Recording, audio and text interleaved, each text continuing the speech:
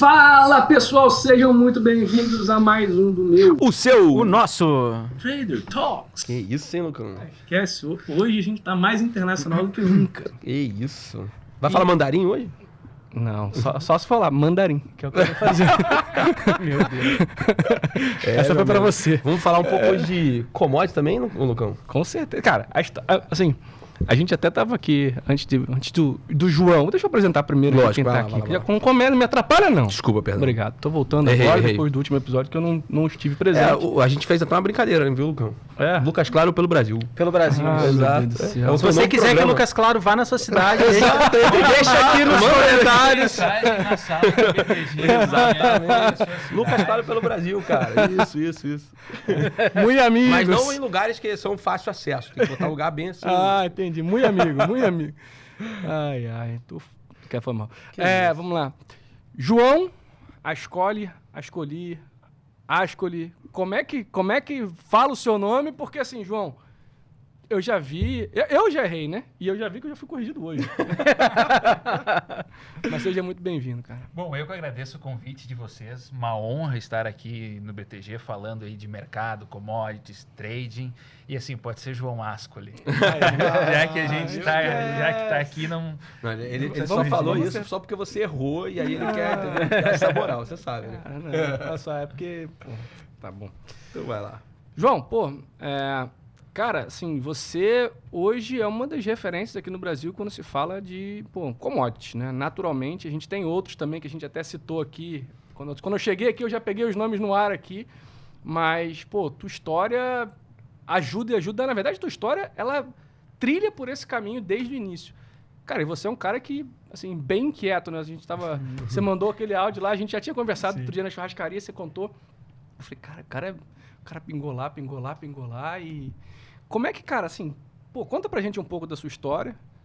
30 segundos. Ele era até low profile. Ele era low profile no Twitter até alguns meses atrás. Total. Conta um pouco disso e a gente já vai chegar nesse Twitter aí também, porque a gente tem aqui um senhor Twitter aqui, né? Mr. X aqui na mesa. Mas conta pra gente um pouco desse início. Como é que... até uma pergunta que a gente faz aqui bastante. Como é que o mercado financeiro surgiu na sua vida? Bom, obrigado quantas palavras de commodities. Tem muitas outras pessoas aí no mercado também muito importantes. Mas é que assim, aquele negócio de commodities, a gente às vezes coloca commodities como um basket, mas cada commodity é extremamente específica. Então, as metálicas mudam para o petróleo, que muda das agrícolas. Então, são diversas variáveis. Mas deixa eu me apresentar. Assim, eu trabalho relacionado ao mercado financeiro desde sempre. Minha primeira posição lá como estagiário, comecei em mesa de câmbio. Então, desde muito novo, eu sempre tive contato, sempre gostei muito de câmbio. Desde antes de estar no mercado, eu gostava de olhar assim, moedas, aquele negócio de, tu vai viajar, tu vê tu troca a tua moeda por outra, um negócio diferente, aquele negócio que tu vai acompanhando desde pequeno. Sempre gostei muito de câmbio. Quando nesse tempo eu estava na faculdade, no Brasil, e eu senti que eu precisava ir para fora. Daí surgiu a oportunidade de eu estudar na Suíça, lá em Basel, terra do Federer. E, assim, foi uma decisão muito boa que acabou abrindo muitas portas. Eu fui para lá só estudar. A faculdade, ela tinha uma base muito forte de finanças, economia, de mercado. Tipo, mercado na prática, não era aquela... full teoria, assim, tinha muita prática. E lá eu conheci um professor que ele acabou me indicando para um fundo que trabalhava lá, isso depois de um tempo. O fundo era lá em Basel, era um family office de umas pessoas que tinham saído de bancos que trabalhavam lá, montaram bancos suíços, assim, um pessoal muito grande. E assim, eles tinham um background muito forte em commodities. Eles operavam commodities no mundo inteiro, não só commodities, mas outras coisas. Eu comecei lá como analista, eles seguiam muito o mercado brasileiro, porque assim, o Brasil ele é uma fazenda que tem minério, tem petróleo e outras commodities, basicamente isso. Sim. Então, se tu quer ter um play de Brasil macro, tu tem que acompanhar essas variáveis. E eu analisava Brasil para eles assim. Depois de um tempo, eu comecei a fazer algumas ideias de operações, assim, uns trade ideas. Eles, vamos te botar a operar. Eu passei para trader E daí eu tinha um book lá que ele tinha commodities, tinha alguns papéis, enfim, mas muito relacionado com o mercado do Brasil. Depois de um tempo, assim, eu sempre quis empreender, isso a gente está falando lá de 2012, por aí, era aquela onda de startups, não sei o quê, eu queria ter uma startup. Só que, cara, eu não tinha... eu sempre estive no mercado, empreender no mercado não é fácil. Só que, assim, a gente estava naquele boom de Brasil, tinha um boom de China, e eu pensei, pô, eu trabalho com commodities. O pessoal aqui tem dinheiro para investir. Eu tenho contatos lá no Brasil, tenho como levantar alguma coisa. Isso você estava na Suíça ainda? Isso estava na Suíça ainda. Tá.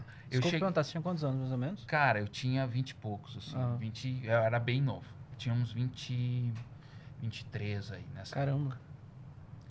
Eu cheguei para eles e falei assim, ó, vamos... Pro mesmo fundo. Certo. Me mandem para a China e vamos estruturar uma operação de trading. E assim, eu quero ir para lá, eu continuo trabalhando aqui com vocês, óbvio que daí eu deixei de operar, eu voltei a ser mais analista, eu continuo cobrindo os dados, mas eu acho que a gente tem uma oportunidade legal lá de mercado e eu acho que está no momento de China, está no momento de Brasil, daí eu fui para a China. Daí, assim, foi... Calma. Peraí, A gente vai voltar aos ele falou como aí, se eu fosse né? pra Juiz de Fora, né? Peguei um ônibus e fui pra Aí China. pegou o cometa ali e foi pra China. Fui pra China. Da Suíça pra China, vale lembrar, tem um chão grande. Uma cultura bem E eu ia diferente. falar isso. Assim, Do Brasil cara, pra Suíça já tem muita coisa. exato. Não, É que assim, tem que contar do dia da chegada na China. Não, Então, por favor. Por favor, mas assim... O dia da chegada na China, assim, tava tudo planejado, enfim, tô indo, vou fazer isso. Tenho tanto tempo para montar a estrutura, a gente tem que começar a dar resultado, vamos fazer isso, vamos fazer aquilo. Daí tá, beleza, peguei um voo em Zurique, fui para Hong Kong. Que Hong Kong, teoricamente, é mais internacional, tá, e depois eu ia para a China continental mesmo. Só que nesse meio tempo começou a chegar um furacão em Hong Kong. Um tufão. Pô, que delícia. Só que eu não sabia. Que delícia. Eu não sabia da existência desse tufão, nem sabia do clima. Você não tava entendendo o que tava falando na TV? E, cara, eu cheguei lá em Hong Kong. Cara, não sei como meu avião pousou. E nunca vou esquecer essa cena. Eu saí do avião, eu tava preparado, falava inglês, enfim, tinha toda a estrutura. Mas eu saí do avião e vi aquelas letras em chinês, assim, óbvio que tu tinha visto na TV já, mas eu nunca tinha estado lá. Sim. Daí pensa, putz, cara, sou novo, tô do outro lado do mundo. Cara, se acontece alguma coisa aqui comigo... Caiu a casa. Daí tá, não, vai dar tudo certo. Daí nisso eu saí do aeroporto e, tipo, cara, árvores faziam assim, ó, tipo, de vento. Fui pro hotel, foi muito difícil conseguir um táxi, isso a gente tá falando de 2012, foi 2012, final de 2012. Não tinha um Uber, né? Não tinha Uber, era aqui no Gogó com o taxista. Essa foi muito engraçada. Eu peguei o endereço e tinha tinha reservado num site desses e tinha um endereço em inglês e tinha o caractere chinês. Eu pensei, porra, eu vou desenhar isso aqui e o cara vai entender, tipo... É lógico, boa, é lógico, né? Eu vou escrever mal, mas eu vou O cara escrever, vai pô. entender. Minha letra é feia em português e em chinês, mas o cara vai entender. Cara, o cara não entendia. E o cara não falava inglês. Daí eu fiz pra ele, vai e, tipo, cara, o primeiro hotel que tiver, eu vou parar e vai ser esse aí. E, cara, foi mais ou menos isso que aconteceu. A gente viu um hotel de bandeira conhecida. Cara, é aqui. Daí eu cheguei lá, nisso passou o furacão, liguei pra casa, estava tudo bem e tal. Meus pais aqui no Brasil sabiam do furacão e eu não sabia. Pra eles terem noção. E daí, cara, começou toda a estrutura de começar a montar a operação, a gente tinha que também pesquisar o mercado aqui. Daí, passando mais para frente, assim, tipo de operações que a gente teve, a gente trabalhou muito com aço de lá para o Brasil. Trabalhou com, tipo, todos os produtos. Qual que era a nossa ideia? Ter produtos que tivessem margem. Sim. E que aquele play bem de trading mesmo, sabe? Tem margem, tu compra e vende. Isso aí. E durante essa estada de trading, eu tinha a parte de negociação, mas a parte cambial sempre foi muito forte comigo. Porque quando tu tem uma trading, tu está importando ou exportando, tu tem que ter o controle do câmbio. O câmbio importa demais. Às vezes, tu não está preparado para variável câmbio.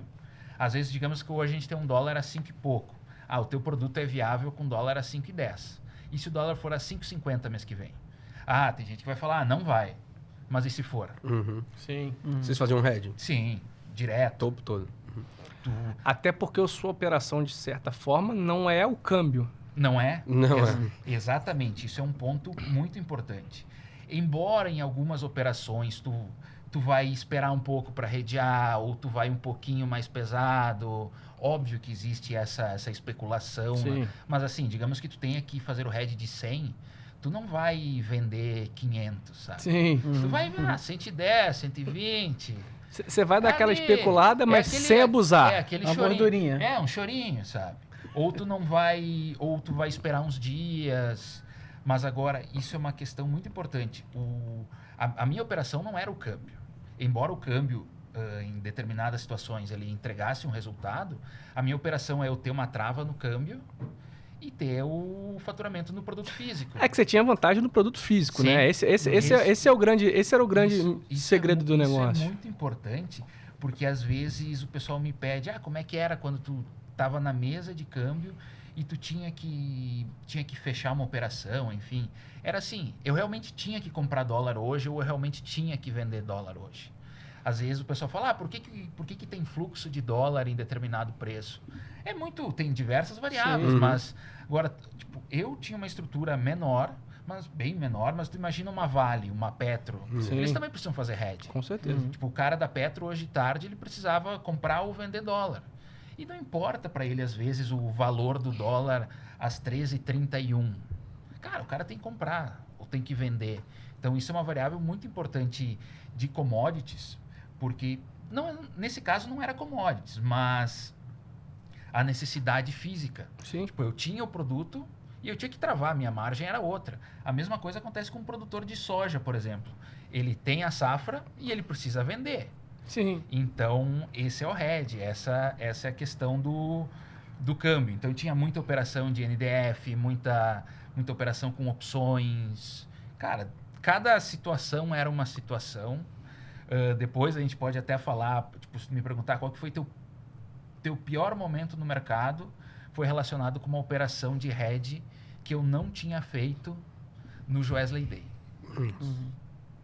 Eu tinha que comprar determinado valor de dólar.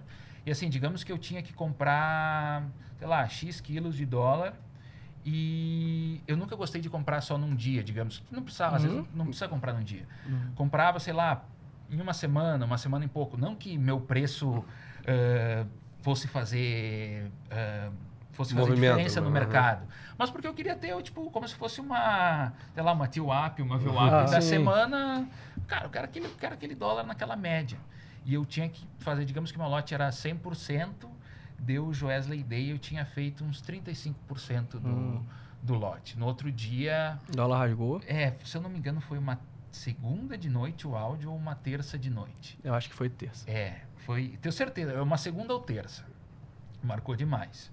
E é aquela hora que, tipo, na outra semana eu precisava mandar dólar, eu tive que comprar, ponto, fazer o quê? Daí a importância de ter a margem do produto. Sim. A gente sempre calculou o produto final com um dólar muito esticado. Tipo, o meu preço faz sentido aqui no Brasil com um dólar a, sei lá, 5,10? Faz. A 5,20? Faz. 5,30? Qual que é o nosso nível de estresse? Nisso ajudou, mas eu deixei muito dinheiro na mesa. Isso aí que você falou é muito importante, assim, não necessariamente, obviamente, no teu caso, extremamente importante, mas a folga que você tinha para poder operar, de certa forma, para manter a sua operação. Obviamente, a gente não está falando aqui de um contrato futuro de índice ou de dólar, mas acho que dá para pegar essa sua situação e aplicar para o cara que está operando índice dólar, por exemplo, né? Às vezes a gente vê as pessoas ali muito apertadas na margem e acontece qualquer tipo de movimento um pouco fora do esperado. Às vezes, assim, várias vezes a gente vê o cara falando, mas eu acertei, mas foi só buscar meu stop e depois foi. Exatamente. Se tivesse uma margem um pouco maior, você dá da operação. E tem um lance de cenário, né? Acho que é interessante trazer isso para a galera, que faz sentido qualquer coisa que você esteja operando, até mesmo, né, para quem tem negócios, etc., na economia real, é os cenários que você pensava. Então, mesmo um cenário de estresse que parecia um cenário altamente improvável, né, tudo tudo que pode acontecer, um dia vai acontecer se você viver tempo suficiente para isso. Então, naturalmente, você tinha que trabalhar com um cenário de um dólar estressado, mesmo que fosse improvável. Né? Sim, porque o que acontece? O câmbio é aquela coisa que... Ele é o teste de humildade de todo economista, todo cara de mercado. Porque tu fala assim, tu tem uma projeção de câmbio? Tá, tem uma projeção de câmbio.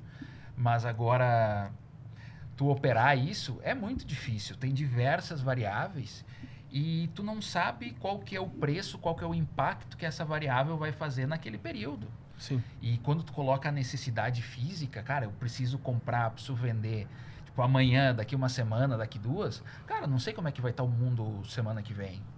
Tu tem que ter esse cenário de estresse. É improvável, mas é possível. Isso é uma coisa que tem que levar... Cara, pode ser qualquer instrumento de mercado. Pode ser o cara que opera um lotinho de dólar, um lotinho de mini, ou o cara que tem lote gigante em ações, sabe? Cara, entenda o teu espaço, entenda o que tu tá fazendo, entenda, tipo, quem que tu é no mercado, sabe? Porque, às vezes, acontecem situações, que nem tu bem falou da questão da margem. Cara, às vezes o cara tá realmente certo. Pô, tem um play legal de dólar, vou comprar. Só que tem muita variável que afeta o dólar. Sei lá, a gente pega a variável de dia. Assim, sei lá, às vezes um leilão de título que deu uma estressadinha maior e o cara tava vendido em câmbio. Cara, o DI já vai estressar. Às vezes é aquela puxadinha que, cara, pegou meu stop.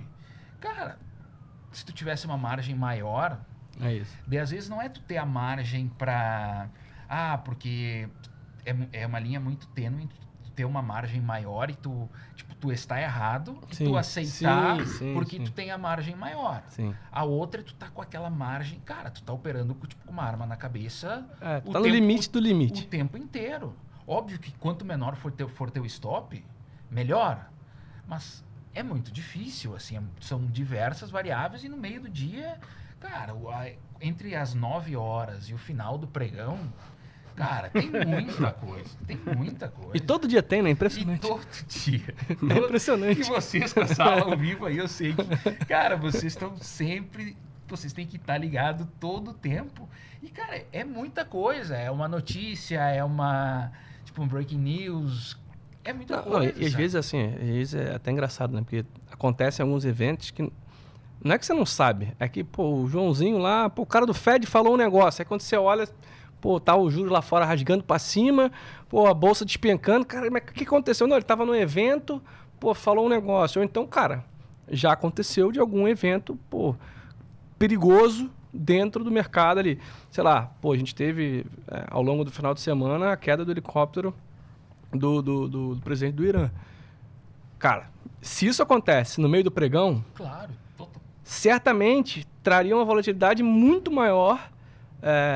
Até eu vi os grupos aqui do WhatsApp, as pessoas, e agora o que vai acontecer? Isso aqui, eu assino lá os sites americanos, você já viu várias notícias, e agora? Então, assim, às vezes é isso, você tem que estar, e você tem que estar confortável exatamente para você não tomar um para trás muito grande e que, vamos lá, você foi para a China, teve um gasto. Vamos pensar totalmente fora de mercado, mas, você saiu da Suíça, você foi para um lugar desconhecido, você foi começar um business novo, obviamente tinha um investimento grande atrás de você para fazer esse negócio acontecer, você comprou o material e aí, deu uma estressada no câmbio, inviabilizou toda essa operação que tá planejada, sei lá, 6 meses, 1 ano. Não dá para ser assim, né? Tem que ser um negócio estruturado, né? Não, é totalmente diferente. Óbvio que a gente falou, tu tem aquela gordura para te especular, mas... O especular seria assim, não vou comprar o câmbio hoje, vou comprar o câmbio amanhã. Tu nunca vai operar o teu capital. E a gente tem o capital da empresa. E a gente tem um histórico de empresas... Tem exemplos aqui no Brasil muito grandes, pesados, que quando tu passa do limiar da especulação, vira aquela bola de neve, que, cara, às vezes tu tem que continuar dando o double down para manter. E torcer para dar certo, né? Está totalmente dependente de outras variáveis. Esse exemplo que tu falou do Irã, eu estava até falando com um amigo hoje de manhã. Ele me perguntou, o que tu acha? A gente vai ter aquela escalada de novo? Não, acho que não. Mas imagina se essa notícia sair no meio do pregão. Sei lá, 11 da manhã, com o mercado americano aberto. Caiu o helicóptero. cara, qualquer algoritmo de market maker já ia abrir o spread, tipo... Deixa eu me defender aqui e depois o que acontece. Aliás, uma lição, né? Uma lição que, desculpa interromper, uma lição que o David Wolff, que é um episódio também que vale a pena as pessoas assistir, que ele operava Treasury. Você conhece o David, né? Que ele falava que o head trader falava que é o seguinte, em mercados difíceis, quando tem uma notícia dessa, abra o seu spread e não dê mais liquidez do que você tem. Não, total. E esse é um movimento que acontece muito com algoritmos, enfim... Tipo, ele também não sabe. Ele tá com um movimento de preços ali, só que tem um input a mais de risco. E assim, cara, tu quer ser demitido de uma empresa dessas de market maker, é tu tomar um risco maior do que você deveria. Tu tá perdendo o teu edge é o tempo, é a velocidade, é o modelo, mas tu tomar risco maior do que tu deveria, cara, é muito ruim. Então, nessas horas, vai abrir spread e tem outros fundos que vão direcionais e começa aquele ciclo vicioso. Vai ter gente que vai tomar risco, vai ter gente que não vai tomar risco. Tem gente que vai tomar risco sem saber que tá tomando. Isso. O mercado tá... Mercado maluco, tá maluco. É oportunidade. Não, caiu aqui, é oportunidade. Cara, às vezes pode ser, mas calma, sabe? Não tem de ser o herói quando todo mundo tá se escondendo, o cara quer ser o herói. Não, calma. E, João, você ficou quanto tempo, assim, na China lá? E depois você foi especializado cada vez mais em minério de ferro, né? A gente deu um pulo no... Não, tranquilo, vai voltar. Tava fazendo a apresentação e a gente acabou dando um pulo. Mas assim que é bom. Mas, enfim, daí eu montei a operação na China. Fiquei muitos anos, tipo, direto na China, eu fiquei 2 anos e pouco. Só que depois de um tempo, minha presença era cada vez mais necessária aqui no Brasil, pelas operações. Então, o que eu fazia? Ficava indo e voltando. Pô, pertinho. Do lado. Mais de fora. Cara, de 2014 até... Cara, 19, quando a gente vendeu a operação. Nossa, caramba. Eu tenho um passaporte cheio de só carimbo chinês. Caramba, irado, hein? É maneiro, vou ficar te mandando pra China toda semana. Cara, mas é algo... Não, todo mês. Não era toda semana, mas... Uma vez por mês? Uma vez por mês, por aí. De boa, pô. Tipo, óbvio que tinha situações que tu tinha que ir mais rápido, enfim. Dava pra ouvir muito podcast, né? Mas você não chegava a voltar, também ia pra Suíça pra falar com o pessoal? Cara, ia, mas muito pouco comparado com o que se fazia aqui, sabe? Aí você só focou em, sei lá, principalmente as commodities que iam e vinham da China. Então era minério, soja... Cara, a gente começou com uma operação, a gente queria entrar muito forte no agro, só que o agro é um play de gente muito grande. Nesse a gente pensou, cara, a gente não é a intenção do primeiro momento, a gente tá... Embora a gente tivesse tamanho, tinha pessoas muito maiores, então calma. Na época a gente forneceu muito aço para a indústria aqui. Entendi.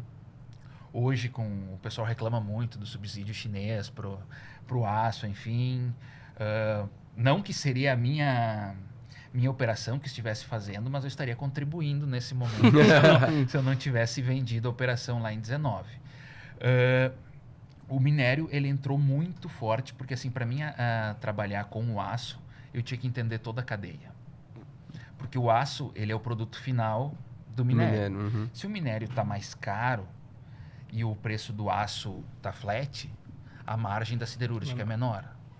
Em determinados tempos, determinadas épocas, a produção deles, a demanda é tão boa que, cara, tu não tem margem de negociação, tu não tem prazo de entrega, são determinados tipos que tem uma demanda maior, demanda menor.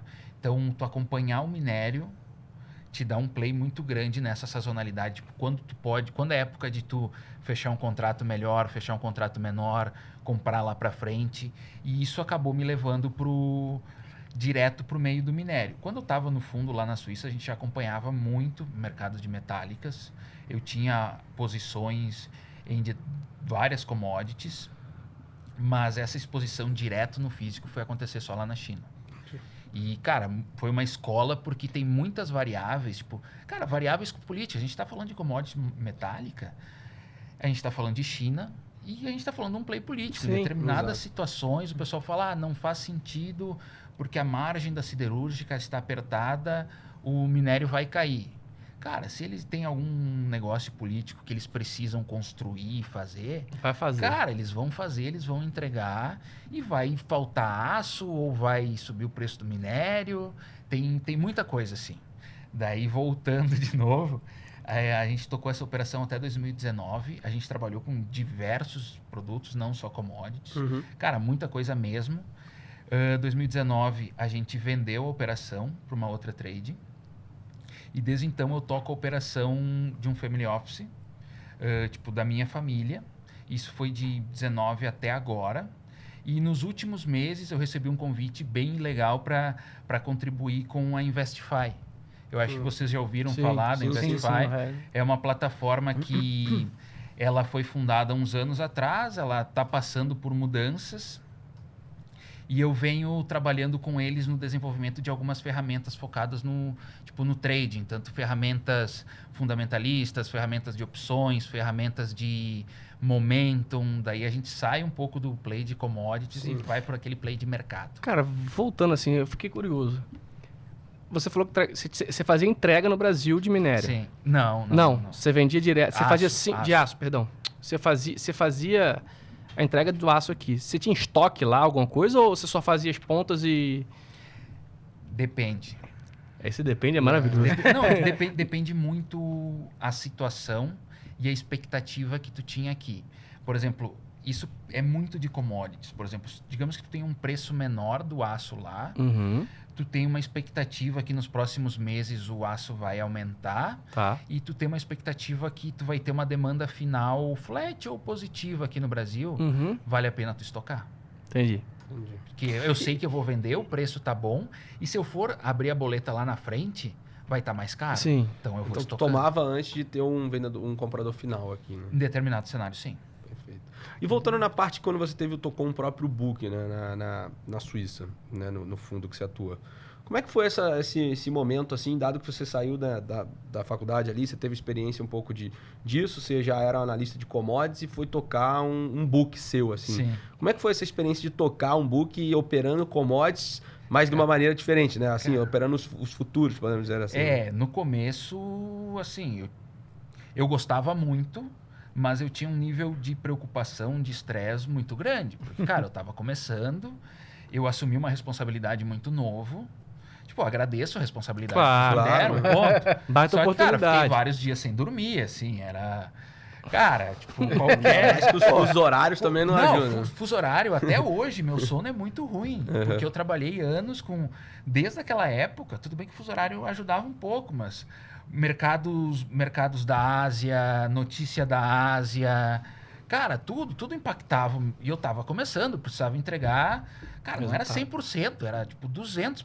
Precisava continuar naquilo.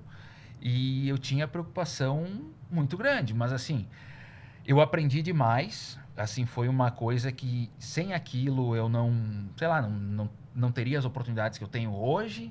Foi uma escola, foi uma faculdade, uma segunda faculdade. Eu tive contato com algumas variáveis de mercado que são exóticas, assim, tá falando de futuros de commodities, futuros com certeza. Tipo, até fundos grandes, assim, o pessoal já fica meio, assim, cara, uma exposição em futuros. Tem diversas variáveis, tipo spread de curva, curva tá invertida, a curva tá normal, o estoque do físico. Embora, por mais que eu não tivesse operação do físico, tu tem que se preocupar com o físico. Sim. Porque a tua contraparte, se tu tá comprando ou vendendo, tua contraparte às vezes é o cara do físico. Então como é que tá esse negócio? E que nem a gente falou, cada commodity tem a sua particularidade. Então, por exemplo, a gente fala da curva do petróleo, a curva do minério, o cobre, que está muito forte nos últimos tempos. Cada uma tem a sua... Óbvio que existe aquele basket da commodity, quando elas andam juntas. Até o Brasil se beneficia muito disso, mas cada uma tem a sua variável, sabe? Então é bem difícil. Mas aprendi demais, assim. Não... Mas você operava... Cara, você teve alguma o que você operava? Como você operava mais? Assim? Operava mais aço. Tá. Tinha operações de cobre também. Perfeito. E acompanhava muito nesse book papéis relacionados a outras commodities. Por exemplo, o minério, na época, a bolsa ainda ali estava começando e Singapura não tinha. Uhum. Então, qual que era o play de minério? Vale ou as australianas. Uhum. E a mesma coisa para outras commodities. Então, cara, cobria muito o mercado australiano. É um mercado que ele é muito parecido com o brasileiro em algumas características. É um mercado de commodities. Talvez tenha até uma dependência muito maior do que a gente. Então, é um mercado que o pessoal aí que tá assistindo a gente tem que acompanhar. Principalmente o pessoal que está comprando Vale ou está querendo fazer alguma tese, tem que acompanhar a Austrália. Caramba. Tá achando que é só Estados Unidos? E aí, quando você foi pra China, você teve assim, você foi tocar trading, mas você foi tocar com... Tipo assim, você não tinha mais que ficar... Bom, você largou o book, você foi tocar sozinho. O book eu larguei, mas eu continuei acompanhando mercados como, digamos que um analista, assim. Uhum. Tipo, a gente tinha calls que a gente acompanhava muito o Brasil. O que a gente acha o que achava do mercado aqui de papéis, falava das commodities, mas eu deixei daí a responsabilidade de executar, não era mais minha. Uhum. Tipo, não tinha porquê, seria um risco... Você virou tipo um consultor, é isso? Cara, um analista. Virei um analista. Continuei como Porque a sua função principal ali era o business mesmo. Ali eu tinha a função do business, mas principalmente naquela fase inicial do business, eu tinha que justificar o custo. O custo. E, João, cara, era um head do head. Não, mas você concorda comigo? Pô, bom pra cacete. Sim, ajudou muito, mas não era tu que dormia em 2 Tá jovem, pô. E na época que você operava o book, assim, o que você... Você era 100% fundamento? Você já tinha os seus... Porque eu conheço o João já tem um tempinho, eu sei que ele tem alguns modelos, que depois a gente vai falar pra frente, tudo. Você já tinha os seus modelos ou você operava 100% fundamento, discricionário? Cara, eu sempre fui um cara muito curioso. Tu pode me falar qualquer coisa de mercado, eu nunca vou te falar, não gosto, não funciona, sem ler. Nunca vou te falar assim, por exemplo, o cara fala assim, eu gosto de determinada técnica. Cara, nunca vou te falar assim, eu acho isso uma porcaria. Uhum. Eu gosto de ver tudo. Quando eu comecei, foi lá um primeiro contato com essa operação sistemática. Tu começar a ter modelos, tu acompanhar com modelos, mas ao mesmo tempo, principalmente na commodity, tu não pode deixar a variável fundamento de lado. Sim. Tipo, o que é uma commodity? Ela é a oferta, demanda, o estoque, mas tem aquela variável de momento. Sim. Quando a gente fala de momento, a gente está falando de preço. É o que está acontecendo agora, por exemplo. Hoje a gente está gravando numa segunda. O mercado ontem de cobre subiu muito, o mercado de minério subiu. Daí tu vai falar, o fundamento do minério, o fundamento do cobre está esticado. Cara, mas tem momentum lá, tem alguém comprando. Então, essa abordagem...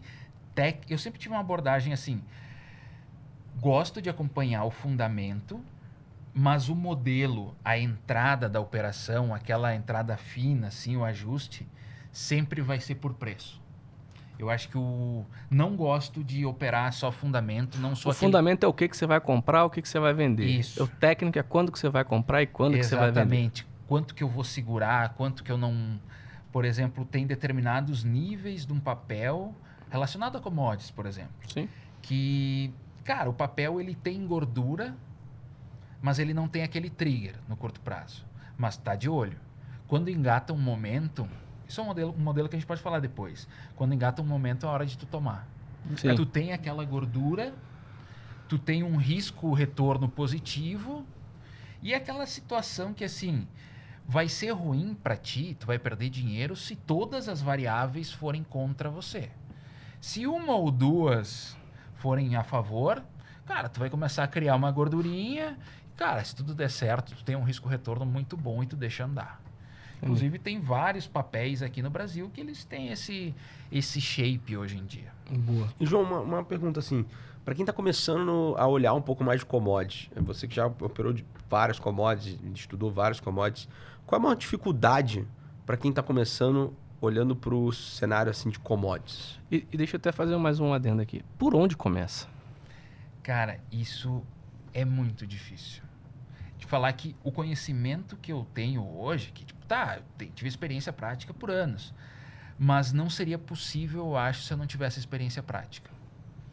Gosto muito de ler livros. O pessoal me pede muito lá no Twitter, pô, me indica um livro. Só que o cara quer um livro que, sei lá, o cara vai ler o livro E vai saber e de na tudo. semana que vem o cara vai tradar spread de curva de alguma coisa lá em Singapura. Cara, não é assim. Não é essa abordagem. Eu acho que primeiro tu tem que entender a commodity como vários mercados. Cada mercado tem as suas situações. A partir disso, eu quero entender de commodities agrícolas. Tá, o que faz preço no boi? O que faz preço na soja? Cara, entre boi e soja tem um universo, assim, absurdo. Eu estou botando no basket, mas sim. é muito, muito diferente. Então, te especializa em uma. Entenda como é que é o play da commodity, tentando entender, assim, como é que o produtor físico, o cara que está produzindo, o cara que está comprando, o que ele precisa? Porque ele tem uma necessidade. Sim. E isso vai fazer preço. E assim, cara, é muito difícil te falar assim, tem um caminho X ou caminho Y. Acho que assim, tivesse que falar, te especializa em uma e depois vai abrindo o leque. Por exemplo, quero começar pelo cobre. Pô, é exótico. Commodity difícil, commodity industrial. E, cara, depois tu tiver uma base de cobre, tu criou uma base industrial, tu sabe que a China consome, determinados países produzem. Cara, depois tu pode expandir para alguma que tenha tipo aquele beta parecido, assim, uma commodity industrial também, um minério, um aço. Então tem... Aço não, mas o aço porque é o derivado, o produto final do minério, mas acaba entrando nesse call aí. As softs também, mas assim, te especializa. O maior erro seria assim, tu tentar abraçar tudo.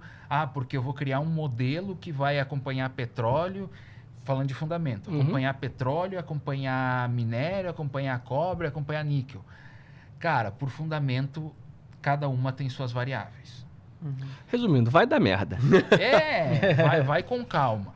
E uma coisa que às vezes o pessoal confunde muito, que embora seja muito correlacionado, mas não é direto, é tu operar um papel... O ativo. A ação, o estoque.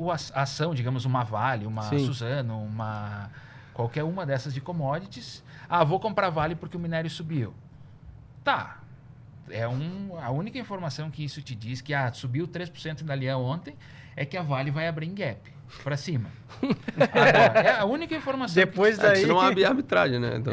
Cara, inclusive isso é uma boa operação de day trade em determinadas situações, porque às vezes tu tem um mercado aqui que ele está, digamos, um mercado meio flat, com o risco querendo abrir, tu tem uma Vale que abre em gap para cima e tu tem um mercado em Singapura aberto. Mas, cara, se o minério começar a corrigir nesse intraday, tem prêmio na Vale. Entendi. Isso é uma operação legal para o intraday. Mas voltando ao ponto, a correlação ela é forte, mas ela não é exata. Sim. Então tem diversos outros fatores que influenciam a cotação de um papel. Às vezes o papel está mais pesado por opções antes de um vencimento. A mesma coisa a commodity. Hoje as commodities, falar de minério, por exemplo, que acompanho mais. Hoje as commodities têm o fluxo financeiro dela é muito maior que o fluxo físico. Pega, por exemplo, a Bolsa de Singapura, 30% é físico, 70% é, cara, o banco comprando, vendendo para outro banco. Sim. Ou para um fundo. Então esse cara não tem a necessidade, isso aumenta a volatilidade. Então, é mais um ponto aí para se cuidar, assim. E, João, assim, uma pergunta que eu acho que muita gente que gosta de acompanhar commodities, as commodities são muito conhecidas, né? Principalmente por esses modelos de ser trend follower, né? Ser seguidores de tendência. Durante muito tempo fica travado, consolidado, mas é isso. Ganha um momento, tem um trigger, o mercado estressa para um lado e ele não estressa pouco. Normalmente ele tem esses exageros.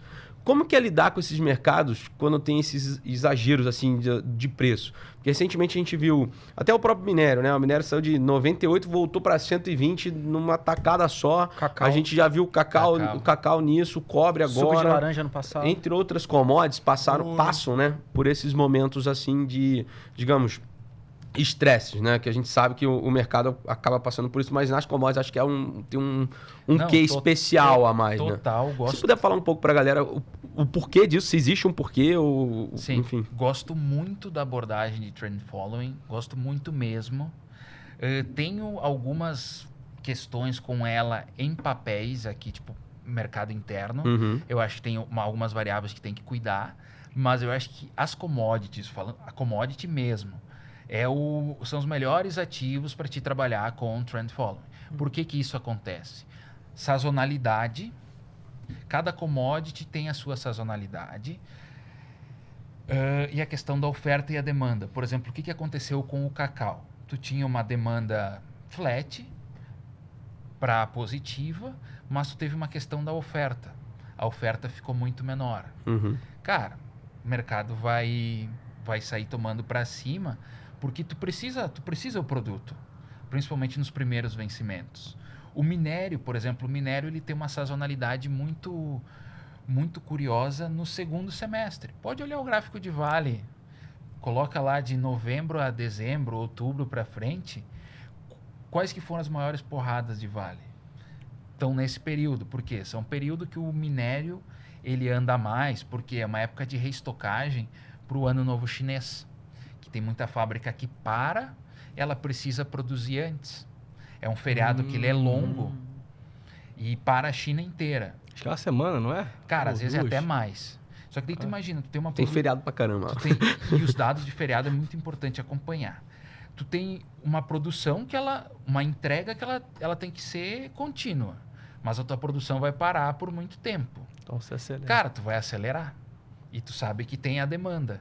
Então acaba fazendo essa reestocagem e acaba dando essa porrada. O cobre às vezes entra nessa pegada também. Qual mais que tá num spike aí? Cara, o níquel andou muito nos últimos dias porque... Sabe onde que fica Nova Caledônia? Nova Me Caledônia. fala aí. Tela azul. Cara, fica perto do Morumbi aqui. Aqui do lado. Cara, Nova Caledônia é uma ilha na Oceania.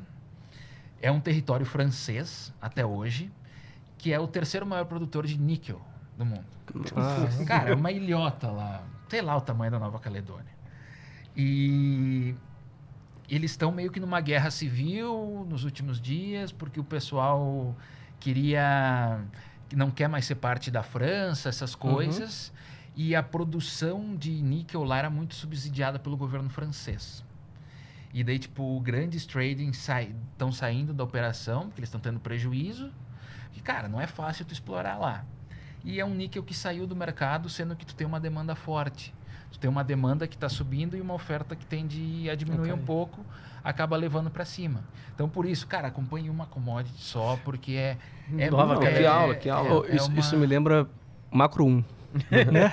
Elasticidade. Não, total. E um ponto, assim, já que as commodities são muito trend followers, são muito seguidores de tendência, tem esses exageros. Como é conduzir um trade? Como é o João olhando assim, o cobre dando um salto muito grande, ou até mesmo o cacau subindo, às vezes, 9%, esticou muito. Mas não tem aquele, esticou muito. Esticou para onde, né? Não tem isso, nas commodities. Isso, exatamente. Quanto ao trend following, cara, cuida muito quando tu vai querer fazer uma reversão à média na commodity. Cara, isso é difícil. Isso é muito difícil. Por exemplo, tu falou do cacau. O pessoal me mandava muita mensagem no Twitter. Pô, João, como é que eu compro cacau? Onde é que é? Cara, não sei. Eu nunca operei cacau. Se tu botar uma planta aqui na frente, eu não sei o que é o cacau. Tipo, eu não sei a sazonalidade, eu não sei... Fatores Cara, que não sei impactam. nada do cacau. Eu sei que ele é produzido lá na África e termina no chocolate lá em casa. Sim. Só. E, porra, que deu aquele spike. Não sei. Mas, por exemplo, o que é a condução de uma operação?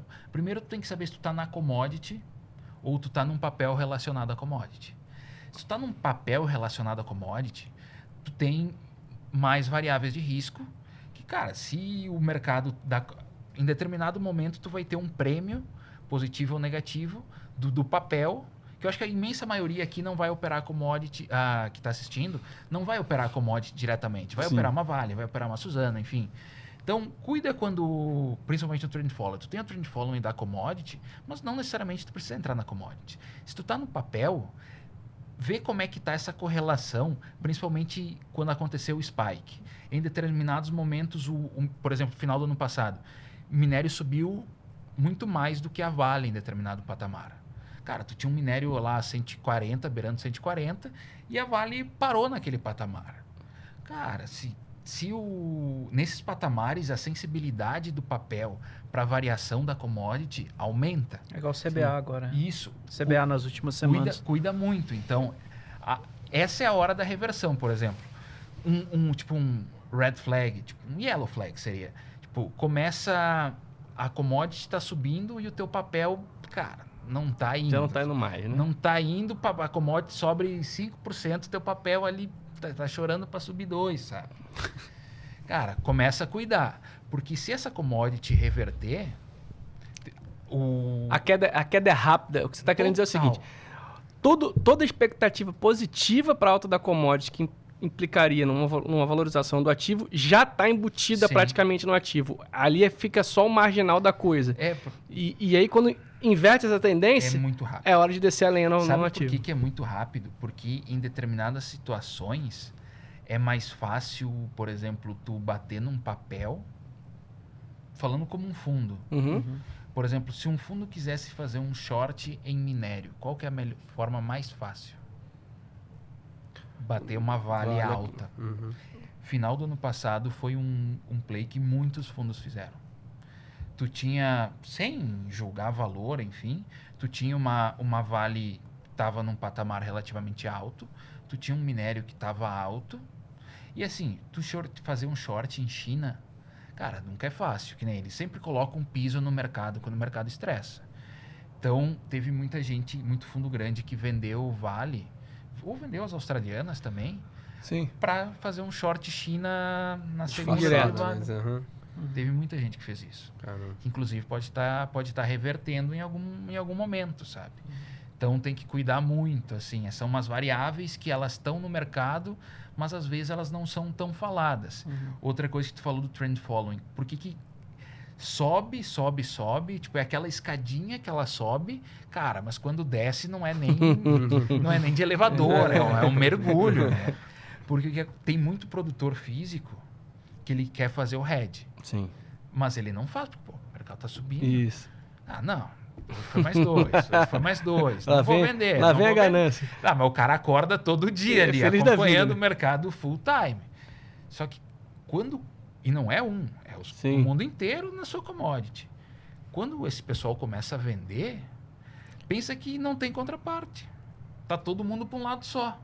Tipo, o arbitrador, o CTA, o físico, que às vezes eles trabalham em contraparte, cara, tá todo mundo para um lado só.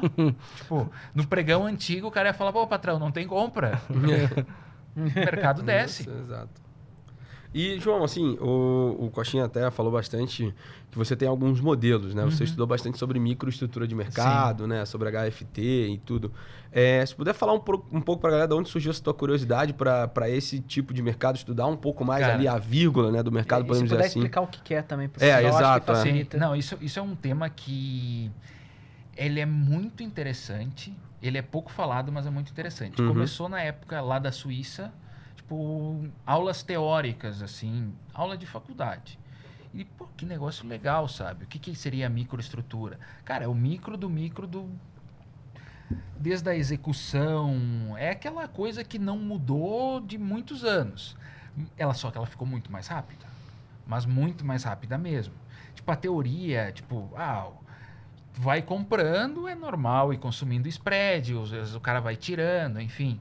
Isso acontecia lá atrás, desde a época do Viva Voz, enfim. Só que ficou mais rápido. E lá eu tive essa base e trabalhando com o pessoal, tinha um colega que ele estudava muito disso. E ele me falava muito, microestrutura, não sei o quê. E, cara, ele me dava uns artigos, tem muito artigo, então se me perguntar de livro de microestrutura, cara, não vou falar porque... É muito específico, eu acho que os livros são muito caros. Daqui a pouco eu falo para um cara que um livro, o livro é $200, $300, o cara vai comprar o livro amanhã, vai falar, o João é louco, me mandou ler esse negócio. faz assim, ó, vai... E não é uma leitura assim Não, tão não é tranquila. O O'Hara, É um né? estudo, Maureen O'Hara. Maureen O'Hara, tipo, é uma referência na questão de microestrutura. Capinha verde. Isso, exatamente. De antigamente, mas continua sendo atual. Eu tinha um amigo que ele me mandava esses artigos, eu olhava, puta, tipo, tinha uma revisão bibliográfica legal. Cara, entrava depois, era tipo, só fórmula de... páginas de fórmula. E eu sempre fui muito curioso. Eu comecei, cara, isso aqui é legal, isso aqui pode dar modelo. Cara, não quero operar na frente desses caras, mas na época já era o começo daquela... No Brasil já era eletrônico, mas era muito menor do que é hoje. Lá fora já tinha esse game muito forte. Então, se falava muito de microestrutura, como é que é a execução. E daí, nesse meio tempo, na época lá, a gente começou a criar um modelo para a gente executar. Tipo, quais que seriam as variáveis que estariam implícitas nesse modelo para a gente avaliar a nossa execução. E, cara, a gente começou a brincar de, tipo, vamos criar modelo que... Era assim, a gente trabalhava, sei lá, 10 horas, 9 horas e meia, não serviam para nada, sabe? Chegava, batia num lugar que... vamos fazer um backtest disso. Não vai dar... Só, desculpa te interromper, mas assim, só pra galera entender, era mais direcionado esse estudo dos HFTs, das execuções, Isso. Né, tipo, queria entender, tipo, se a gente podia pegar um prêmio disso. Sim. No fim, a gente não conseguiu pegar o prêmio. Na época já era rápido, imagina hoje em dia. Mas a gente conseguiu desenvolver bons modelos de execução. Tu fala assim, João, como tu opera hoje? Eu tenho uma forma de operar sistemática, mas nenhum modelo meu vai operar sozinho. Eu não gosto. Tipo, a compra e venda é sempre minha. Entendi. O modelo, ele te dá- alerta e Isso, você dá o vai e sinal. executa. Isso. Sabe por quê? Eu já tentei fazer. Uhum. Mas, quais que são as variáveis que eu gosto de botar como inputs no modelo? Tipo, uma variável de risco, uma variável tipo de fluxo, que isso no intraday e posições tipo que tu dorme com elas muda um pouco a variável. E, cara, o momento. O que seria o risco? Depende. Tem cada... Isso foi uma das principais barreiras. Cada mercado ele tem riscos maiores ou menores. Se eu nunca consegui fazer um fit que englobasse um basket que eu pudesse, cara, rodar sozinho. Não consegui.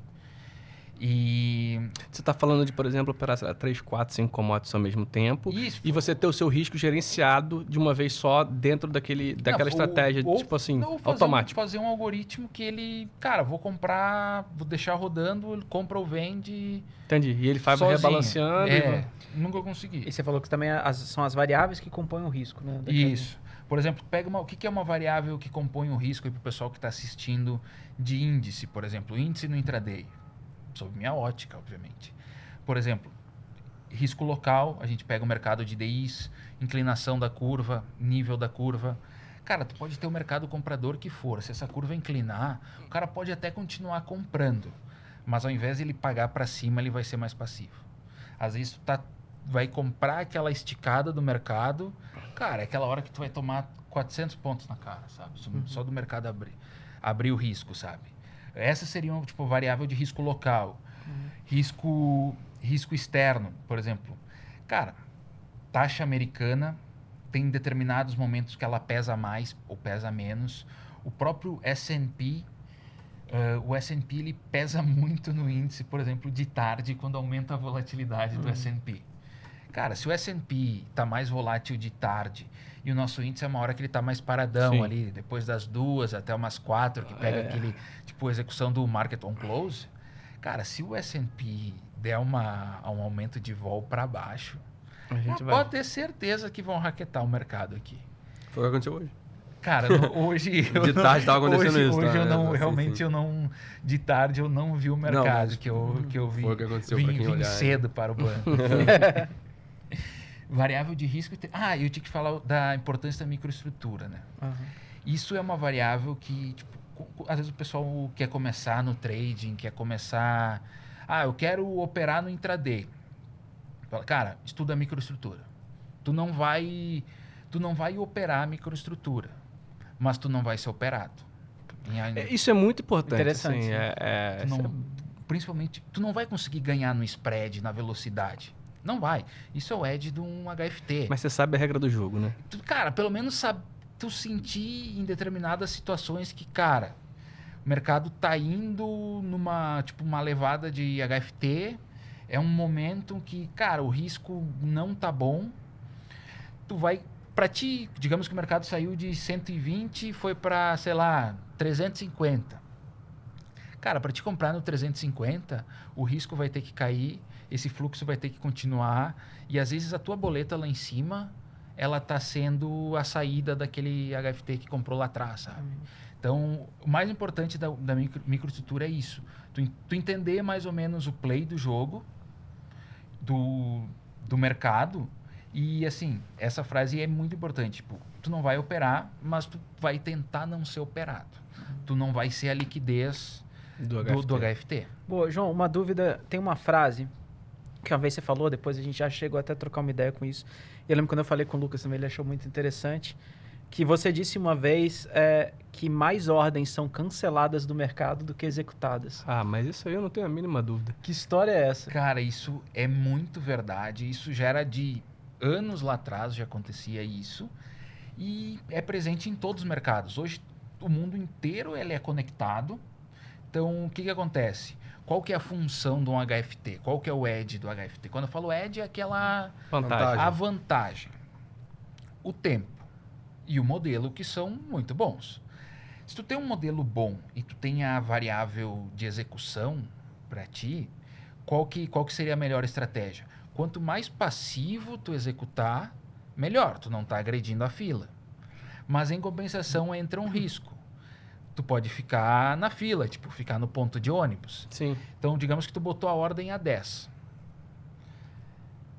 Tu tem determinadas variáveis no teu modelo, que a melhor oferta de venda agora é 10. Cara, só que isso em T0. Em T1, isso pode ter mudado para 9. Ou pode ter mudado para 12. Cara, e quando eu falo T1, T2, cara, às vezes é milissegundo. Isso. Então, o que o HFT quer? Ele quer executar o melhor possível, com a maior probabilidade de execução e com o melhor risco. E o que acontece? Botou a ordem a 9, não saiu. Mudou a variável, vai para o 10. E, cara, às vezes o mercado foi para o 7. Tá, opa, 7 aqui, 7 é bom. Às vezes ele vai ter que agredir a fila também. Então, por isso a importância do cancelamento. Imagina um mercado caindo. Até agora o mercado fazia sentido tu botar liquidez no 10. No 10, no 9, no 8. Se aumentar o risco, digamos que tu tinha 50 lotes no... Tipo, tu aceita me vender... Tu aceita comprar 50 lotes no 100. Se aumentar o risco, às vezes tu... aceito 20. É tudo Você diminui o Tu diminui a quantidade porque tu tem um book do dia lá. Daí, cara, isso não tem como saber qual que o modelo está falando ou não. Mas começa a controlar esse risco. Se esse risco aumenta mais, tá? Eu não aceito mais era 10 que eu falei, né? Agora eu vou pro 9, vou pro 8.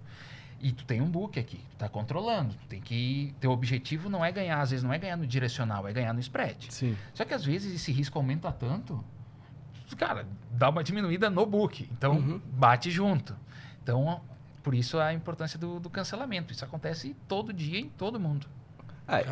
Fora essa questão do passivo, eu acho muito maneiro. Porque, às vezes, porra, a gente vê e a pessoa fala assim, não, porque tem aquela... O HFT, ele leva... Rompeu... O que a gente vê muitas vezes? Rompeu a resistência, todo mundo... Aí você vê aquele fluxo de robô lambendo o mercado, ou então, né, uma região de suporte está lá, chega lá, o robô toma, chega lá, o robô toma, chega lá, o robô toma. Aí alguém, pode ter sido até um outro robô, tira daquela região, o negócio, ele literalmente ele desaba. E é isso que você acabou de falar, tipo, o cara tava ali e você entender como é que isso funciona, não é que isso vai te ajudar a ganhar dinheiro, mas talvez não te ajude a perder para você. E é muito louco, porque a gente passa o dia inteiro olhando e a gente não olha ali o fluxo, a gente não olha quem é que tá comprando, quem é que tá vendendo, porque é impossível. Seria humanamente impossível, isso que eu ia falar, humanamente impossível pra gente ali no olho, respondendo o chat, olhando o mercado lá fora, a empresa pra descobrir como é que vai pagar de dividendo. É impossível, por exemplo, às vezes o pessoal fala de, por exemplo, eu filtro times and trades, o cara me mandou uma pergunta no Twitter, que eu achava de um filtro de Times and Trades do índice maior que, acho que era 35 lotes. Cara, sinceramente, assim, para mim não faz sentido. Por quê? Cara, é humanamente impossível tu ver todas as ordens. Às vezes o HFT pode mandar uma ordem de 100, como ele pode mandar 100 ordens de 1. E para ele não vai mudar nada. Também, E para ele não vai mudar nada. Em milissegundos, é a mesma coisa. E entra o perfil da ordem. Às vezes vale a pena tu mandar a ordem de 100, às vezes manda de 9, às vezes de, sei lá, 7, às vezes bate de 1 o dia inteiro. Então, cara, às vezes tu filtrou por 35 ou filtrou por 150. Mas, cara, o cara tá batendo lá de 1 em 1 na janela de milissegundos. E isso, cara, faz muito preço. E é impossível tu olhar naquela janela. Esses dias eu tava fazendo um estudo tipo de intraday. Cara, eu peguei uma janela de... Cara, quantos minutos era? Era 10 minutos. Eu botei todos os negócios. Deu um Excel com acho que 16 mil linhas. Caramba. 16 mil linhas. No Excel que era todo o negócio. Cara, ali tinha de 1, tinha direto, tinha RLP. Tipo, 10 minutos, tá? Divide por 10 ali, cara. Esquece, não dá para acompanhar. Impossível. Não dá para acompanhar. E a gente fala muito isso do gráfico também, porque às vezes, por exemplo, hoje a gente estava até brincando, né? Chegou uma hora ali depois do almoço, acho que foi depois do almoço, né? Quando a gente chegou, que eu brinquei e falei assim, tava lá o índice estava na minha tela, falei, ei, compra agora, vende agora e tá, foi em 2 dias. Eu falei pra Tim, eu compro, eu falei, eu também compro. A gente errou, porque a gente teria sido estopado. A gente foi estopado. Mas o risco retorno ali naquele momento era muito bizarro e exatamente, pô, o mercado caiu, voltou, brigou, subiu, voltou para uma região onde era suporte. Cara, ali você tem que controlar o seu risco retorno. Né? E é muito disso. Acho que até o Coxinha postou esses dias no Instagram dele a tabela ali, né? De quanto você...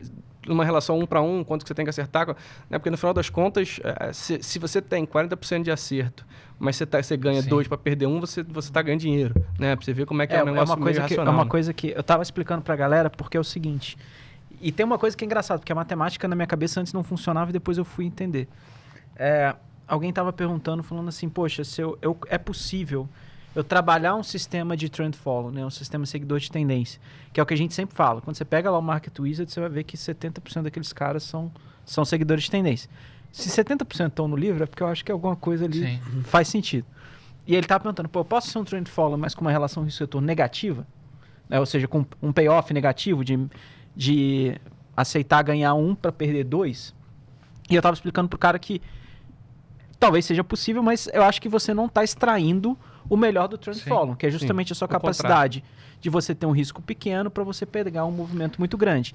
Ainda tem um ponto que quando você pega a tabela do quanto que você precisa acertar, quando você tem uma relação de payoff negativo, você tem que ter uma taxa de acerto muito alta, e não é só você manter a mesma taxa de acerto, não é só você manter a relação de 1 para 2. O Mark Minervini, ele mostra lá no livro dele, aquele How to Trade Like a Stock Market Wizard, para quem quiser dar uma olhada no capítulo 13, página 309.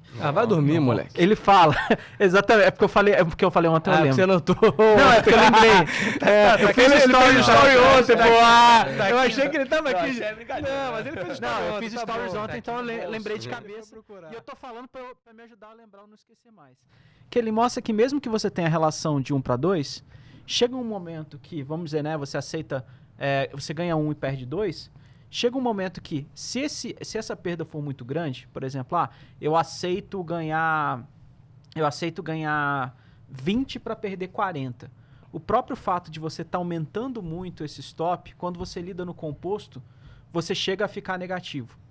Parece meio contrassenso, mas é porque justamente, como no composto você tem aquele fator de que para você poder recuperar, você precisa fazer Vale lembrar, muito mais, se você cai 50%, você precisa recuperar 100. Não e aí, mesmo você mantendo a sua relação risco-retorno de 1 para 2, chega um momento que, se o tamanho do stop for muito grande, mesmo você precisa ter uma taxa de acerto, você já precisava ter uma taxa de acerto alta, você precisa ter uma taxa de acerto ainda mais alta para poder fazer sentido, né? Porque geralmente no mercado você opera o retorno composto, você não opera o... E um ponto que tu falou que é muito importante, que eu acho que é a coisa mais interessante ali, que se o cara fizer isso com uma base de trend following, ele tira a essência do trend following, que é justamente tu ter um risco menor e tu ter um ganho que, cara, enquanto o negócio está indo, eu vou deixar. Imagina se o cara comprasse cacau lá Meu risco era X, eu vou sair aqui em cima.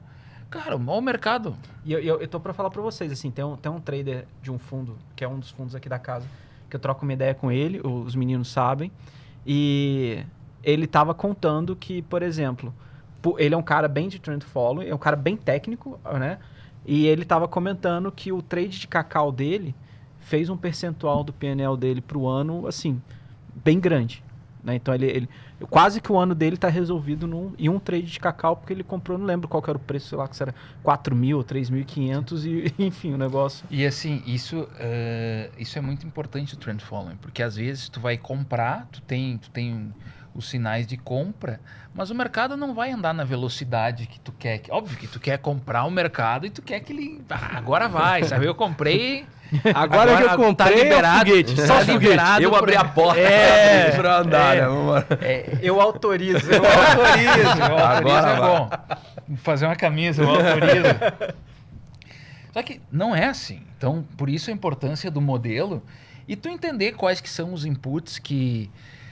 Cara, o mercado ele é volátil, ele não vai andar só pro teu lado, tu vai passar um calor, mas tu tem que entender tipo, qual que é o calor que tu tá disposto a passar, quais que são as variáveis que vão te tirar da operação e o mais importante, eu acho, quando o mercado andar, digamos que o mercado andou 15, 20%,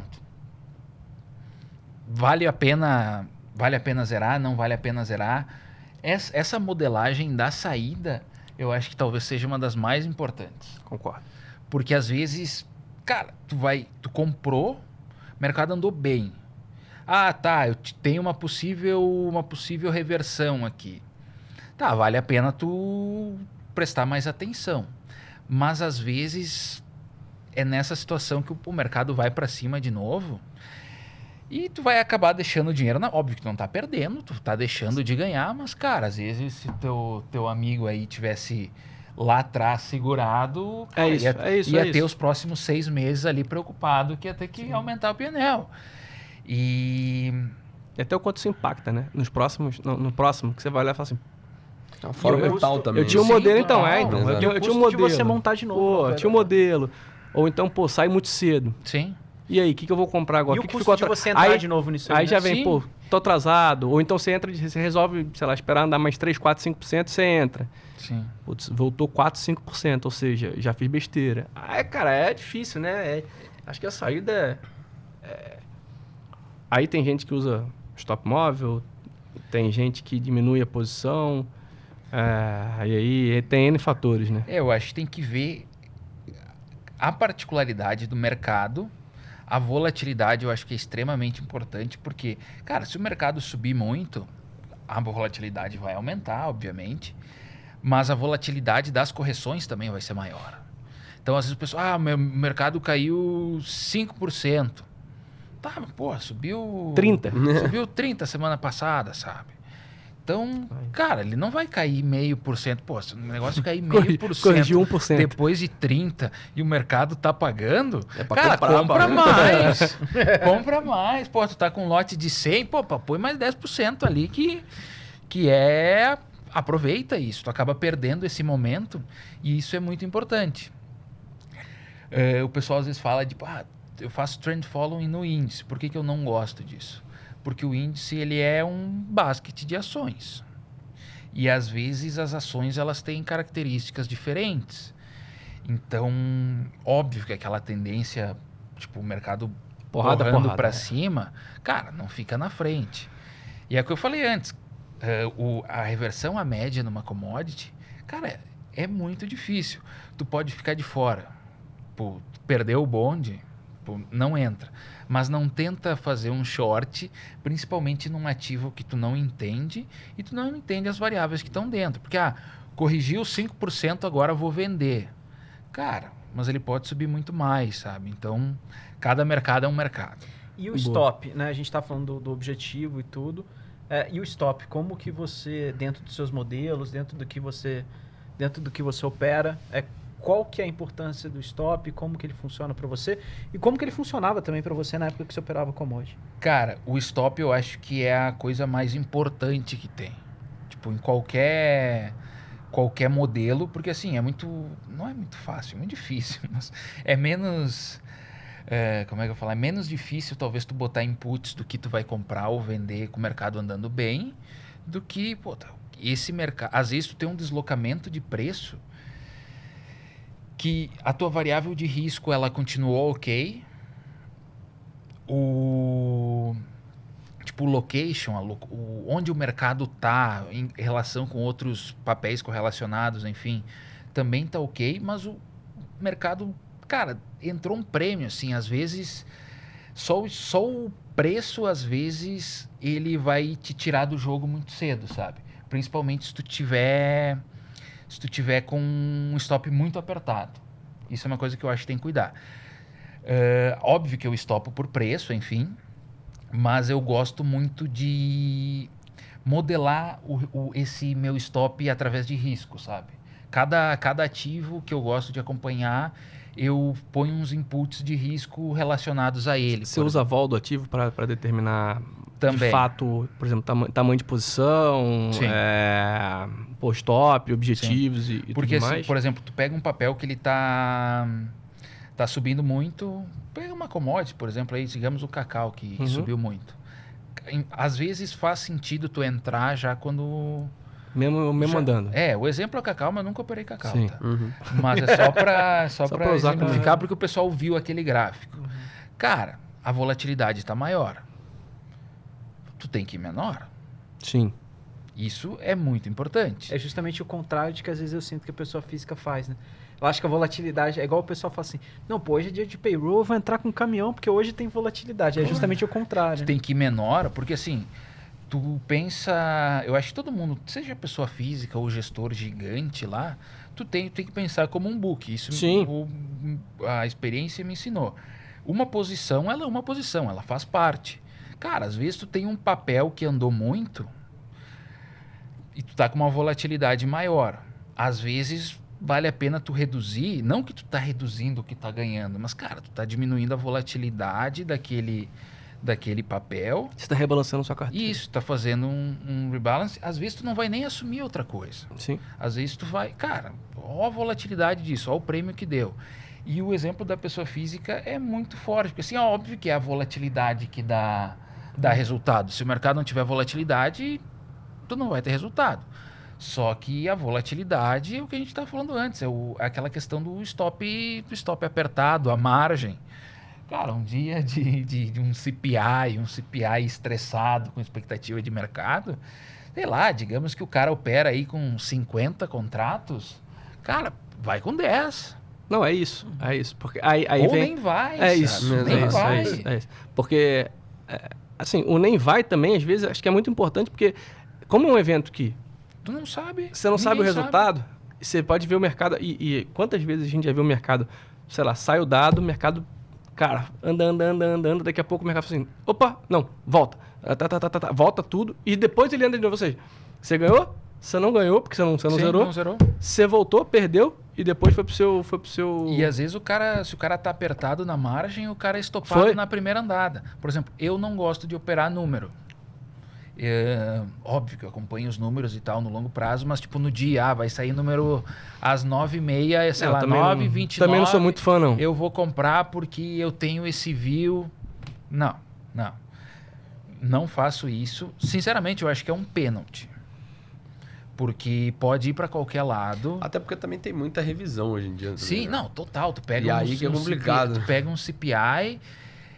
E esse dado faz sentido tu acompanhar no longo prazo, mas agora no dia, vou eu saber que se o CPI saiu tanto, o mercado vai para cima, vai para baixo? Aí sai o CPI, aí, por exemplo, payroll que tem sempre revisão.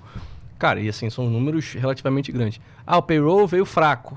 Pô, aí o mercado começa a cair. Aí você vai olhar, não, porque revisaram os outros e continua muito forte.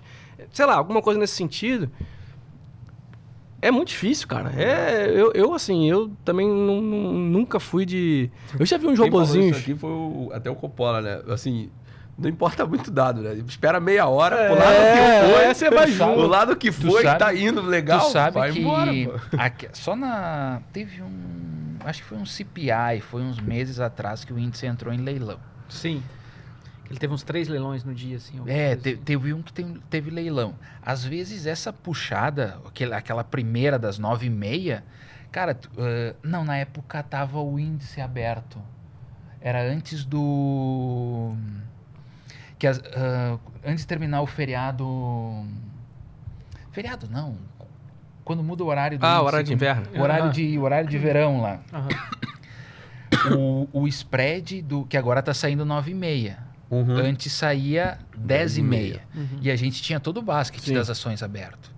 Nessa hora, se tu olhasse o spread... Isso é legal da gente comentar, que às vezes o pessoal não sabe. Pô, tu tem o basket do índice... Do índice, são as ações. E tu tem o índice futuro. Tu tem um spread desse basket, que é o justo. Tu não vai conseguir operar isso, é arbitrado muito rápido. Mas essa informação do spread te dá muitas informações. E esse número também tu tem que modelar, não está disponível aí. Mas enfim, aquele dia esse spread, cara, abriu uns 500 pontos na hora. Cara, eu pensei, cara, 500 pontos eu bato. Só que daí eu pensei, cara, eu acho que deu alguma coisa errada no meu modelo aqui. Aham. Eu não confiei. Ficou tão estranho que Cara, você não levou fé. era demais. Teoricamente, você teria que tomar o índice para... Ali eu ia bater direto o futuro. Tanto é que entrou em leilão depois. E esse spread, às vezes, essa variação do pós-leilão, não, pós-número, cara, esse spread, assim, tu tem um spread justo, digamos, de 300 pontos, tu vai ver aquilo ir para 450, 500, pum, e volta. E não o tem basket- velocidade para você bater. Não tem. O basket das ações nessa hora, cara, ele tá seco e a liquidez é muito fraca. Se tu bater ação ali, tu vai pagar pedágio. E a volatilidade nessa hora é muito grande. Digamos que tu vê na tua tela lá, tá 120, digamos, o número do índice. Cara, entre tu mandar a ordem, Mas, ela cara, já ser foi, já voltou. executada, pode ser 250, pode ser 120, pode ser 950. Então, é muito difícil nessa hora. Mas seguindo o Coppola, que... Cara, o Coppola é muito bom.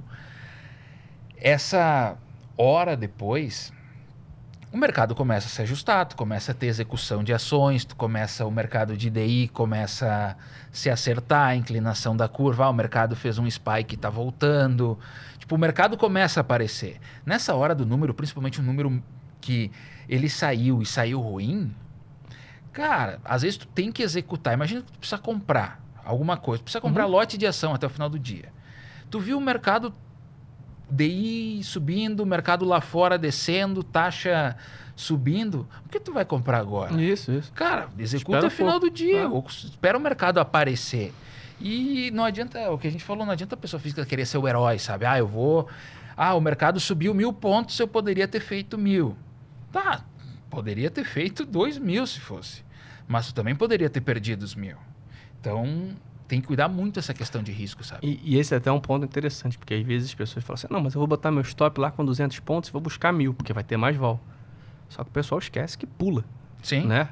Pula. E aí, hoje tem uma coisa chamada stop offset, mas assim, dependendo da velocidade, você vai ter que botar um stop offset grande. Muito e grande. ainda pode pular. Sim. Assim, a gente já viu isso acontecendo. Às vezes as pessoas ficam nessa de, eu coloquei lá falta na liquidez, ordem. né? Não, porque é uma ordem oco, então vai ter que bater lá. O que significa? Vai ter que chegar naquele patamar. Quando chegar naquele patamar, a plataforma ela vai enviar a ordem dentro daquele stop offset. Por exemplo, se você botar um stop offset de 150 pontos, ela vai botar 150 pontos abaixo e se vai executar no melhor preço, porque você queria, né, Zerar. você queria zerar. Só que, dependendo da velocidade, e a gente já viu isso, cara, 150 pontos vai ser pouco. Exato. Então, Total. quando você for enfiar a ordem ela vai ficar lá Atrás. no book, porque o negócio tá O bonde derretendo. já passou. E se o cara ficar brabo ainda, ficar assustado, ele tem que lembrar que ele tá com uma ordem lá ainda, que às vezes Ele esquece. Esqueceu ele da vai hora.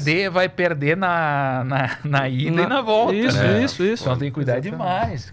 Então, assim, essas esse é um variáveis de ponto intraday são muito fortes. muito importante. E, João, assim, voltando um pouco assim pros dias atuais, assim, como é você hoje para uma tomada de posição? Hoje você é praticamente como se fosse um multimercado, né? Dentro do Family Office. Você Sim. opera juros, câmbio, Cara, ações, Você sentiu commodities. diferença também quando você saiu? Porque, né, antes, bem ou mal, você estava tradando ali para uma empresa, que tudo bem que você era sócio e tudo, mas assim, agora é o seu dinheiro, né? Sim. O seu dinheiro da sua família. Você sentiu essa diferença? Você Sim. teve que adaptar muita coisa? Senti. Porque, cara, a pressão muda. Com certeza. Porque antes, por mais que eu sempre investisse, eu sempre tomei algumas posições fora da empresa na física, é diferente tu fazer... hoje eu vou fazer isso, eu vou cuidar disso. É totalmente diferente. E a gente ali, 2019 e tal, mas pensa, pegou todo aquele 2020... ali era difícil, pô, tu tinha volatilidade, tudo que era lado, teve Covid, pandemia, muita coisa. Eu acho que do processo de decisão não mudou muito, mas os ativos que eu opero acabam mudando. Tipo, às vezes, se eu vejo um upside maior em equities, eu vou tomar papéis. Se eu não vejo upside em papel, não tenho problema nenhum em não ter nada, sabe? Tipo, num book com mais risco. Entendi. Eu, tipo, realmente aceito. Eu gosto... Óbvio que toda operação, ela tem um risco, enfim, mas eu gosto de operações que, cara, me sinta bem no negócio. Não é porque, tipo, eu tô aqui que eu... Cara, sei lá, eu tô na beira do penhasco, eu vou pular, sabe? Não, calma. Gosto muito do mercado de juros também. Entendi. Mas você faz algumas coisas... Bom, pelo teu estilo aqui que você comentou, um trade following, tentando buscar esse trade following. Mas também faz algo tático dia a dia? Você acompanha o mercado constante na vírgula ali? Ou... O que tem na sua tela? Acompanho o mercado. A minha abordagem em trade following é mais para commodities em si. Ou papéis relacionados, quando a commodity também está com aquele... deu aquela porrada. Mas, assim, são as variáveis que eu gosto de olhar. O risco, falando de intraday, o risco, que é um modelo, onde o mercado está e como é que é o fluxo. Falando de índice, por exemplo. Cara, eu gosto de acompanhar todos os papéis. Eu tenho uma planilha que acompanha todos os papéis num modelo que eu tenho. Eu acho que é necessário. Embora o processo de price discovery, em determinadas situações, ele começa no à vista e migra para o futuro, começa aquela corrida na papelada, e o HFT já sai tomando para cima. Sim. Mas eu acho que essa informação é boa. Qual que era a outra pergunta que eu agora esqueci? Se você faz algum tático no... Tipo, como Cara, tu acompanha na vida e algum tático sim. Por exemplo, câmbio. Mercado de juros. Mercado de juros não, mercado de câmbio. É um mercado que, cara, se eu for fazer alguma coisa no intraday, não vai ser câmbio. Mas eu acompanho o câmbio todo dia. Não gosto de operar dólar no intraday. Mas gosto de operar índice. Mas acompanho também o mercado de juro. Em compensação, uma posição mais tática em índice, eu não gosto. Entendi. No dólar eu gosto. Entendi. Curioso. Entendi. Então você faz mais o giro no índice, mas você faz mais um tático no câmbio ali, Sim. vendo um negócio mais... Caramba. Tipo, o câmbio teria que... Cara, aquele cenário, tu tem geralmente alguma distorção maior, tem que acompanhar muito o mercado de juros. E assim, o câmbio... Tu sempre vai comprar ele com o pessoal falando que não é para comprar e tu vai vender ele com o pessoal falando que não é para vender. Acaba sendo isso. Pessoal, pelo amor de Deus, não vão... Todo mundo fala amanhã que o dólar tá subindo, não tô falando que é para vender, mas às vezes essa distorção é o que cria a oportunidade do trade tático. No juro, alguma operação de inclinação da curva, eu gosto. Você faz long and short também? Em papéis, é muito raro. É muito raro, tem que ser... Cara, o último que eu fiz foi Vale contra uma australiana. Perfeito. Que tinha um play de commodities no meio, enfim, e nem deu certo, tá? Não, mas isso é legal você trazer, Sim. porque às vezes as pessoas falam assim, nossa, ele chega lá, senta, ele acerta tudo, e eu fico aqui de casa, erro tudo. Não. Não sei o que. Cara, era uma operação que ela tinha tudo para dar certo, assim. Era uma operação muito boa, porque era Vale em real contra BHP em dólar, então tinha um fluxo de fator de câmbio. Cara, o minério tava bom e tal, mas não deu. Mas uma coisa que você falou é interessante, eu acho que o pessoal de casa, não sei se todo mundo pegou. Você falou que você não ganhou dinheiro nessa operação. Não. Mas você começou falando, era uma operação muito boa. Não, era total. Então, assim, mas é legal. Não, mas é legal a galera entender isso, que assim, a operação era boa porque a sua tomada de decisão, ela fazia bastante sentido. Sim. E você tinha as variáveis. O que calhou depois da operação não dar dinheiro. Mas se você falou que a operação é boa, porque provavelmente assim, Sim. o raciocínio foi um raciocínio correto. E é aquela questão de tu estar confortável com o modelo. Cara, meu modelo mostrou a operação, eu tinha os inputs bons, o resultado do modelo era bom, era aquela coisa do sistemático discricionário, sabe? Decisão final é minha. Sim. Cara, aquela era uma decisão que se amanhã aparecer, eu faço de novo, não tem problema nenhum naquele cenário. Só que acabou mudando muito rápido, ela chegou dar lucro em algum momento, mas era aquele negócio, continua porque a continuação da operação tá boa. E, cara, depois não deu certo, mas assim, é aquela questão de tu confiar no modelo, confiar nas variáveis que tu segue. E óbvio que tu não vai acertar sempre, faz parte errar. Eu até brinco, cara, tu tem que meio que gostar de errar, sabe? Óbvio que ninguém gosta de perder dinheiro, seria uma hipocrisia. Né? Olha que maravilha. Olha, Hoje eu maravilha, perdi X e tal. Ah. Mas, cara, o primeiro stop é sempre o mais barato. Perfeito. Não importa se tu é gestor de, cara, bilhão de francos suíço ou tu tá operando o teu contratinho lá. Tu tem que ter um modelo... Não tô falando do modelo, tipo aquele modelo extremamente... Da NASA. Mas tu toma a decisão por um modelo. Por algum motivo. Mesmo o cara que é fundamentalista. Pô, eu também não gosto de comprar e casar com uma ação, tá? Isso, assim, eu acho que tem que acompanhar variáveis. Tem gente que fala, eu compro determinado papel, eu respeito quem faz isso. Só que, óbvio que tem cases que foram comprados lá atrás e, cara, foram determinadas porradas. Mas, tipo, o cemitério da derrota, ele é silencioso, né? Sim. Então, vários cases ficaram pelo caminho. Então, acho que mesmo que tu seja um fundamentalista raiz, cara, tu tem que ir reavaliando o case. A diferença pro trader cara, seja o day trader, seja o cara que opera aí uma semana para um mês, é que a tua janela de avaliação do risco da operação pro day trader, cara, é o mesmo, é ali. Instantâneo. Eu brinco com o time aqui, principalmente com o Bruno, que é meu chefe, falo assim, cara, o pessoal fala, não tem stop, não tem stop. Não, calma aí. O meu stop é o momento em que eu olho e reviso. Eu posso revisar de 3 em 3 meses, eu posso revisar de 6 em 6 meses, eu posso revisar de tempos em tempos, que depende, obviamente, do meu prazo que eu montei a operação. Mas eu reviso. E o meu stop se aquela premissa que eu tinha, ela não existe mais ou ela mudou por algum motivo, é ali meu stop. Sim. Né? E a mesma coisa a saída da operação. Às vezes, tu vai ter uma notícia que dá aquele spike gigante. E tu pensa, cara, isso não é possível, isso aqui não vai acontecer. É uma exaustão. É isso.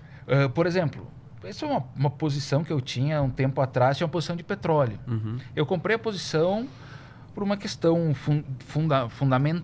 fundamentada, tinha um momentum bom e, cara, deu todo aquele negócio do Irã e Israel.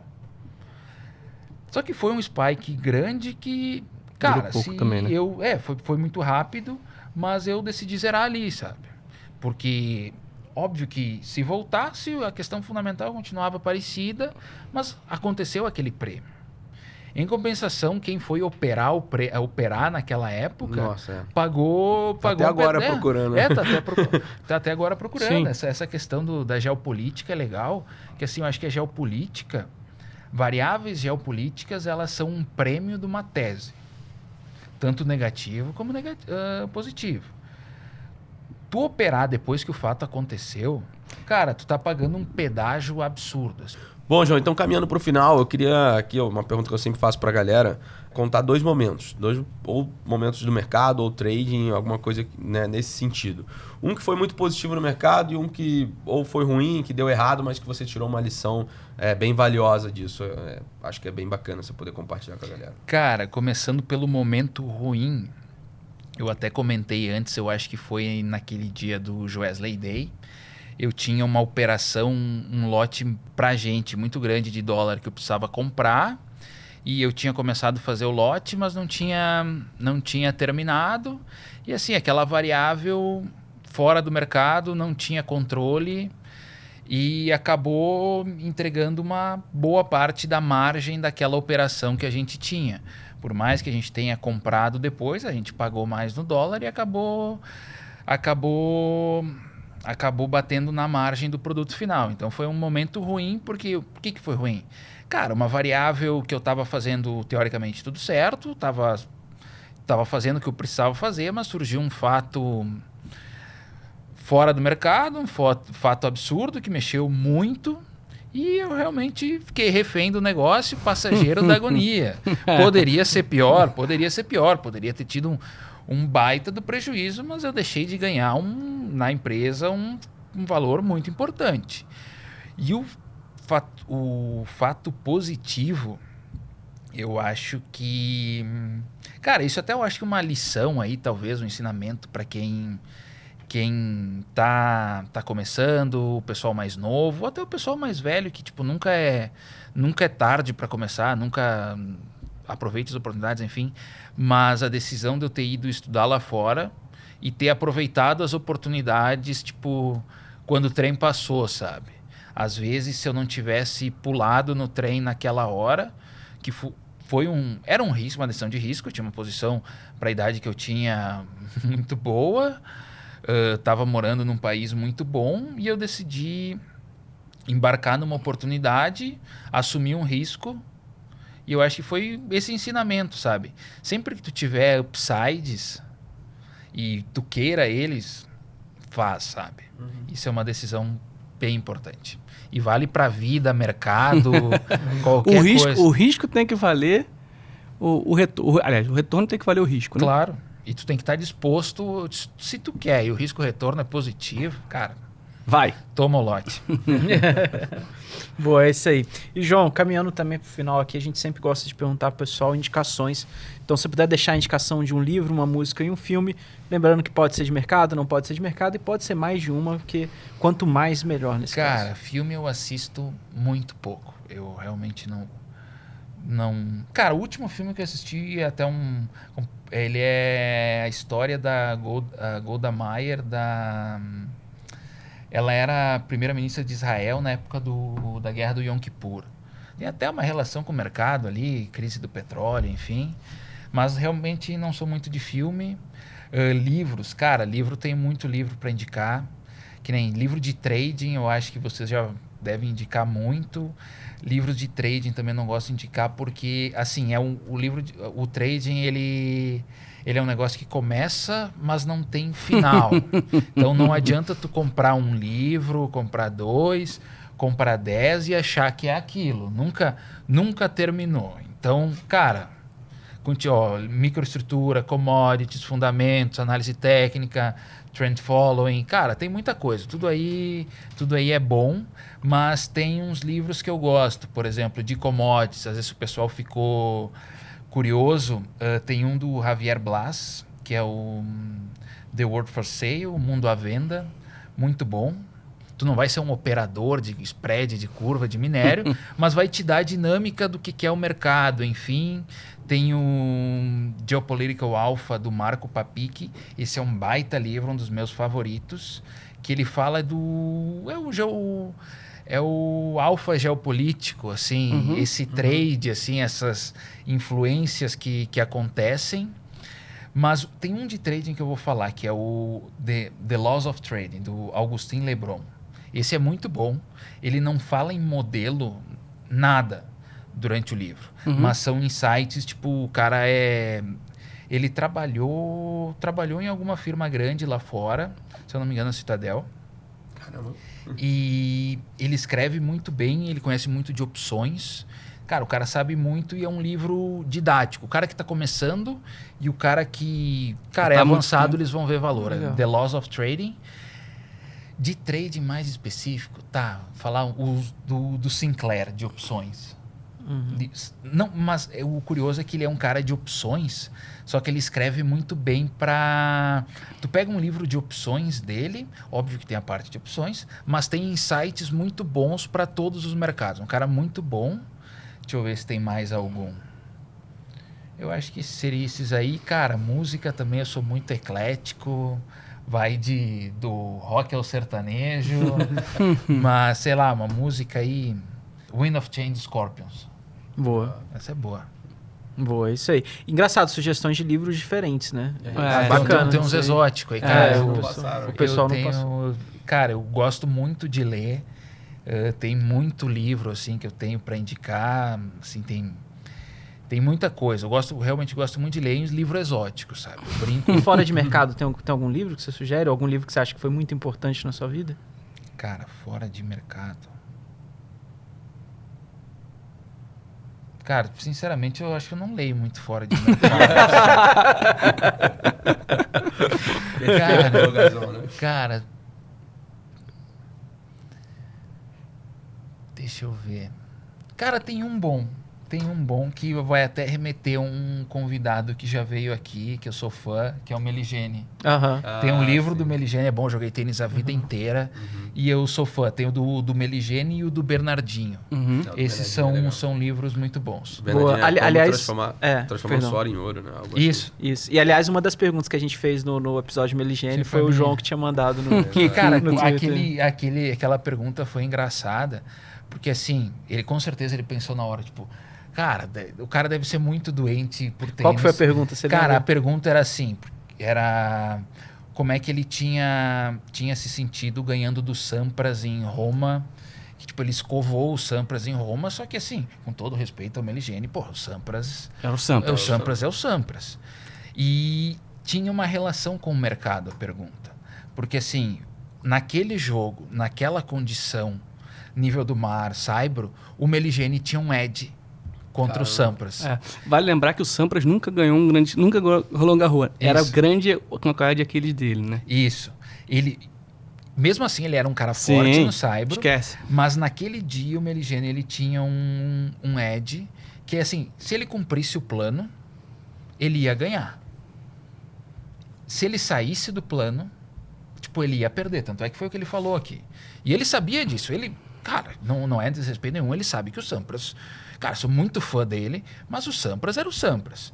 E ele fez tudo que tinha que fazer. Mesmo nas horas que ele poderia fazer algo diferente, vou matar o ponto aqui, não, era mais uma bola para lá. Sim. E ele jogou na cartilha e ganhou. E, cara, ele deve ter pensado, cara, o cara é muito louco por tênis para lembrar do jogo. E eu, tipo, era muito novo, fui ver isso depois, sabe? Tipo, foi Roma 99, acho que foi 6-2, 6-3.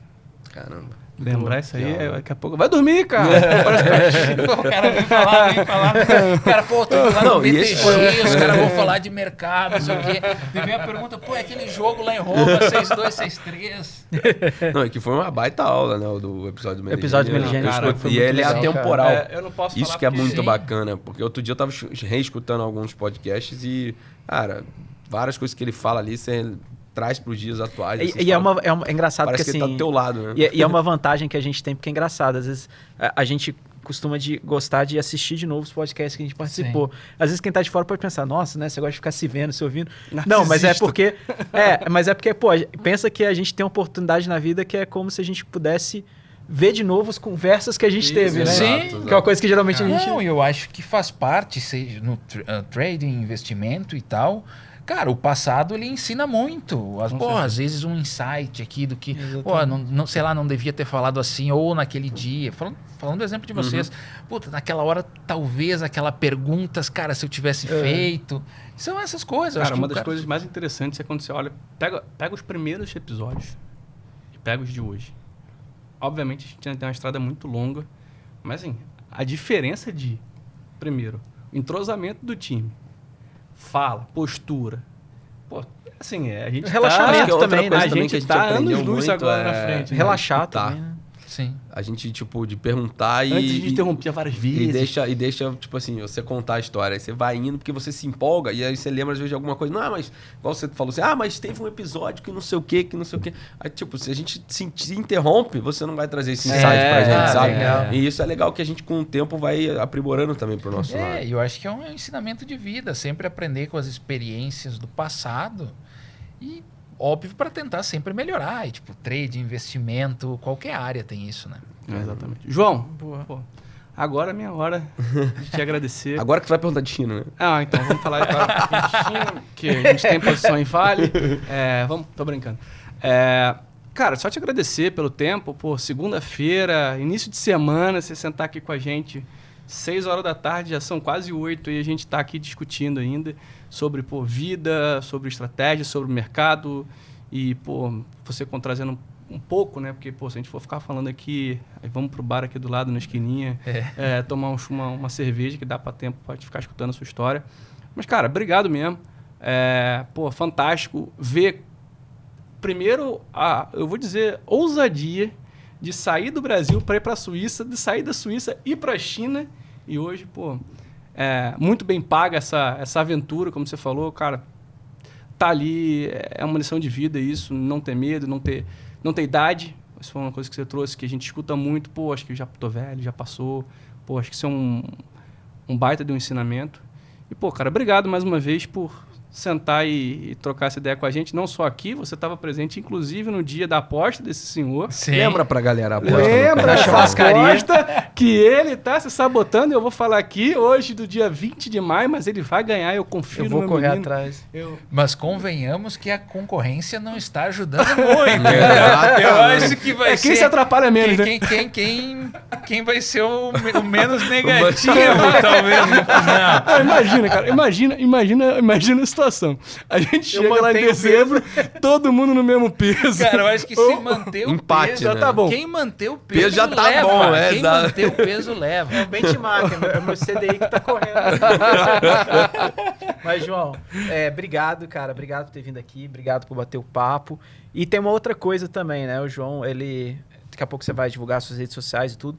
O João, ele tá lá no Twitter e assim, né? Vamos ser sinceros. Você é um cara, que tem uma história diferente da maioria das pessoas.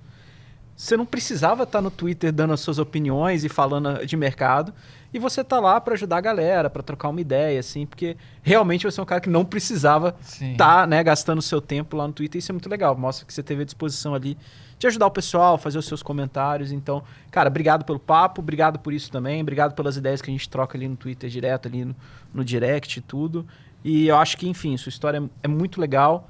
Muito legal você compartilhar isso com o pessoal, compartilhar que existem formas diferentes de ver o mercado, experiências que, assim, que às vezes, muitas das vezes as pessoas não vão ter na vida e você tá passando isso, você tá mostrando tudo que você aprendeu. Então, obrigado por esse episódio e obrigado por tudo aí. Bom, eu agradeço as palavras de vocês, dizer que é um prazer estar aqui com vocês, com esse time, com o BTG. E, assim, agradecer de novo as palavras, fico honrado, dizer que eu estou sempre à disposição aí. Quem quiser, até o pessoal que tá acompanhando aí, se tiver alguma dúvida, alguma coisa, só mandar lá no Twitter ou no Instagram. Qual enfim, é o arroba? É @João Ascolide. João Ascoli com um D no final. Boa. E no Twitter e no Instagram? Twitter e Instagram. Boa. Bom, chegamos ao fim, pessoal. Espero que vocês tenham gostado. Não esqueçam de seguir, né, a gente nas redes sociais. Agradecer, né, também. Vai lá, segue o João para mostrar também, né, por ele ter vindo aqui, né, a gente ter prestigiado, né, a sua história. Muito obrigado realmente por ter, né, disponibilizado um pouco do seu tempo. Como o Lucas falou, segunda-feira a gente já está mais ou menos quase 3 horas, né, fora o tempo que ele deslocou para cá, enfim, né. Então, muito, muito obrigado. E, pessoal, vão lá, não esqueçam de seguir ele, né? João Ascolide, Twitter e Instagram. Também não esqueçam de seguir o @BTG Pactual, seguir também a gente nas redes sociais. Lucas.mclaro, Lucas Costa T e @Otto G. Sparenberg. Espero que vocês tenham gostado, porque foi realmente uma aula, não só de trading, mas como também de vida. E, é claro, não esqueçam de se inscrever no canal e deixar nos comentários o que vocês acharam do episódio. E nos vemos no próximo capítulo. Valeu, pessoal. Tchau, tchau.